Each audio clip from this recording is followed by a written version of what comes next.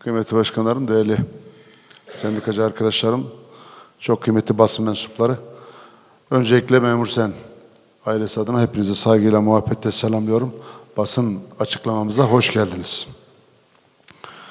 8. dönem toplu sözleşme görüşmelerine kısa bir süre kalmasına rağmen halen kamu yöneticilerini ve bürokratlarını anlamakta zorluk çektiğimizi ve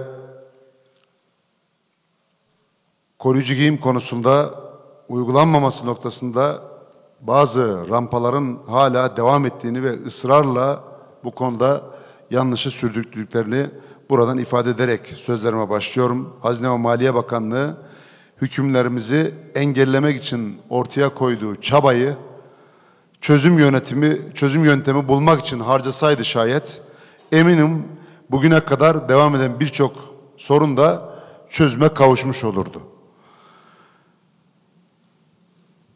Fakat görüyoruz ki koruyucu giyim kazanımımızı engellemek için adım adım yürütülen, sistematik olarak hazırlanmış bir süreç var.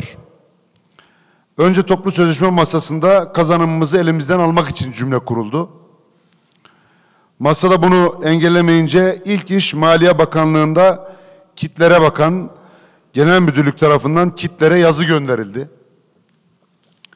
Aynı Genel Müdürlük tarafından kurumlara talimat ve tehdit içeren bir yazı daha gönderildi.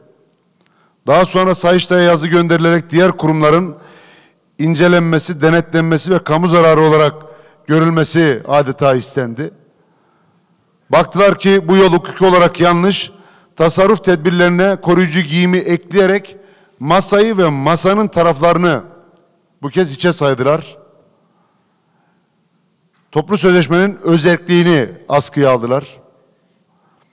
Geldiğimiz noktada koruyucu giyim kazanımımız sadece geleceğe yönelik engellenmiyor, geçmişe dönük şimdi zimmet çıkarılıyor, faiziyle birlikte geri isteniyor ve vergiye de konu ediliyor.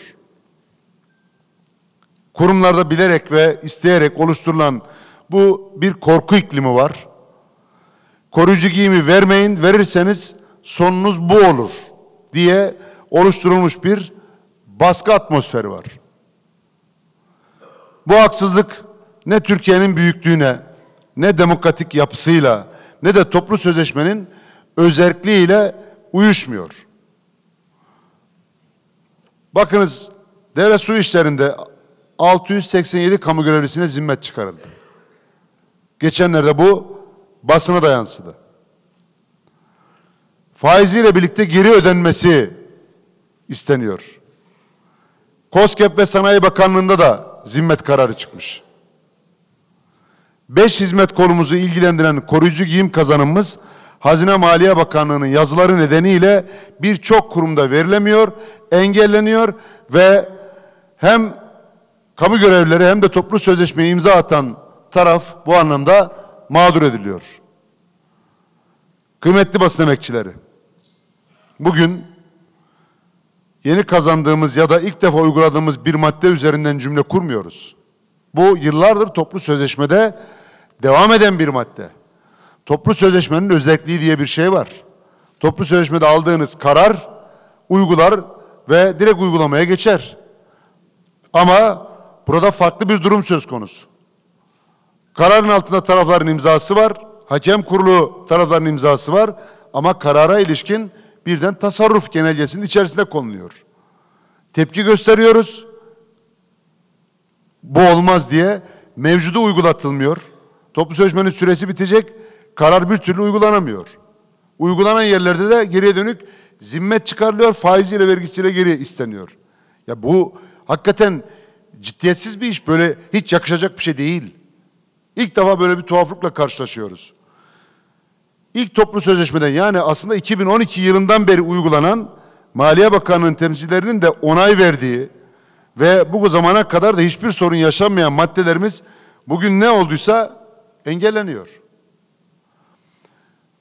Aynı yanlış az önce de ifade ettiğim servis hizmetinde de yapıldı.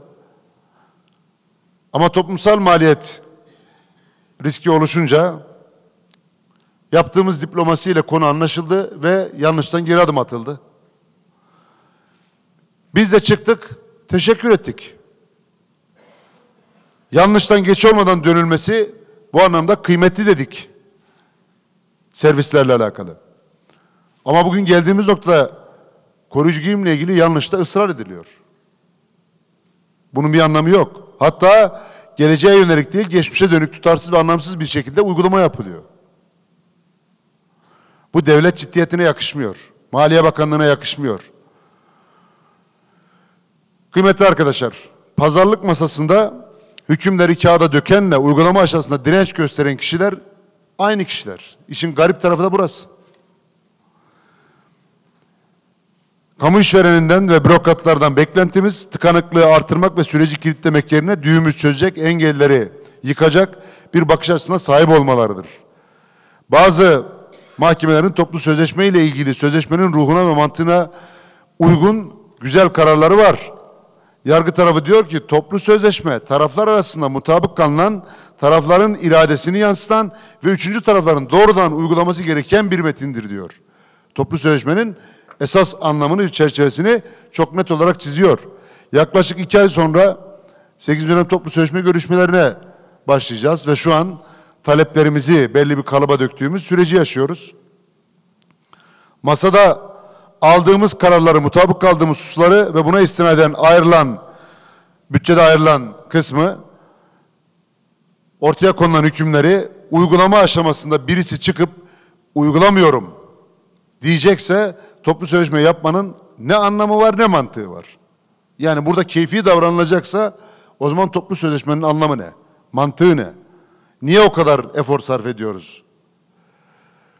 Biz toplu sözleşme masası eylem masasına dönsün istemiyoruz.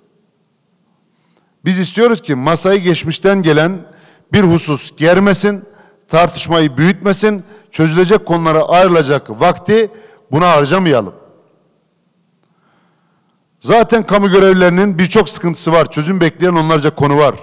5 hizmet kolumuzu doğrudan etkileyen bu husus masanın tamamına sirayet edecek ve biz bunun yaşamamasını arzuluyoruz. İstiyoruz ki öncelikle meclis kapanmadan çok ivedi bir şekilde torba kanunda bir düzenleme yapılsın ve ortadaki bu karamsar tablo ortadan kaldırılsın. İstiyoruz ki 7. dönem toplu sözleşmenin bitmesine daha 7 ay var. Yazılar geri çekilerek, kurumlara yazılan yazılar geri çekilerek 2024-2025 yıllarına yönelik koruyucu giyim maddemiz geçmişten geldiği gibi uygulansın ve tamamı verilsin. İstiyoruz ki bundan sonraki süreçte toplu sözleşme hükümlerine müdahale edecek, tarafların aldığı kararları gölgeleyecek ve kamu görevlerini mağdur edecek yanlış uygulamalar son bulsun.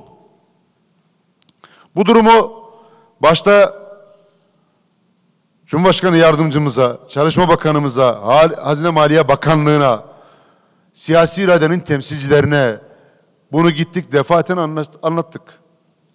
Bu yaşanan tıkanıklığı ifade ettik. Bir torba kanunda buna ilişkin bir madde ile bu yaşanan durumun önüne geçilsin. Bu geriye dönük zimmet çıkarma, kamuyu germe, insanları küstürme uygulamasından bir an önce vazgeçilsin, bir an önce önlem alınsın dedik. Kısmen hak verildi dediklerimize ama bir türlü adım atılmadı. Şimdi konu tüm Türkiye'nin gündemine oturdu ve basın bu konuyu manşetlerine taşıyarak, gündemlerine taşıyarak bu tuhaflığı onlar da kamuoyu önünde ifade etmeye başladılar. Biz diyoruz ki burada bir an önce adım atılsın da daha fazla uzatılmasın bu konuda. Onun için meclis kapanmadan, 8. dönem toplu sözleşme görüşmeleri daha başlamadan masanın nabzını baştan düşürecek, sahanın beklentilerine bu anlamda karşılık verecek bir adım atılsın ve hızlı bir şekilde torba düzenlemeye meclis kapanmadan bu eklensin ve bu tartışmadan kurtulalım istiyoruz. Çünkü toplu sözleşme yapmayı anlamsızlaştıran tuhaf bir durumla karşı karşıyayız ve ilk defa böyle şeyler yaşıyoruz.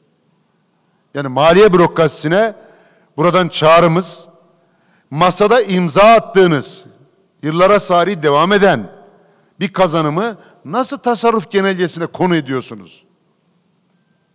Toplu sözleşme hükmünü nasıl oraya koyuyorsunuz? Tamam, servislerle ilgili de bu yanlış yapıldı ve fark edildi, sonra geri adım atıldı. Aynı durum koruyucu giyimle ilgili devam ediyor. Bu konuda geri adım atın ve kurumları bu anlamda zora sokacak, geriye dönük zimmet çıkaracak yazıları bir an önce geri çekin ya da bunu toptan toparlayacak hızlı bir şekilde hem bekleyen kazanımı verin hem de mecliste bir torba kanun maddesini ekleyerek bu yaşanan girdabı, saçmalığı, tuhaflığı, anlamsızlığı bir an önce bitirin. Hakikaten anlamakta zorlanıyoruz. Onun için konu kamuoyu gündemine yoğunluklu olarak yansıdığı için bir basın toplantısıyla bu konuya ilişkin bir kez daha çağrımızı buradan ifade ediyoruz. Sayın Cumhurbaşkanı Yardımcımıza, Maliye Bakanı'na, Çalışma Bakanı'na, siyasi iradenin temsilcilerine bu konuyu anlattığımız gibi buradan bir kez daha çağrıda bulunuyoruz. Bu konu ötelenecek bir konu değil, öncelenmesi gereken bir konu ve bir an önce bununla ilgili torba kanunda bir maddeye ihtiyaç var. Bu vesileyle bu duyuruyu buradan özellikle yapmak istiyorum. Burada hizmet kolları bazı spesifik ayrıntılara girecek değilim. Genel bir çağrı yapıyorum ve bunun bir an önce bitmesi gerektiğini ifade ediyorum. Katılımınız için ayrı ayrı teşekkür ediyorum. Sorusu olan arkadaşlarımız varsa basından sorularını alalım. Değilse daha fazla vakit almadan hepinize teşekkürlerimizi bir kez daha sunmak istiyorum.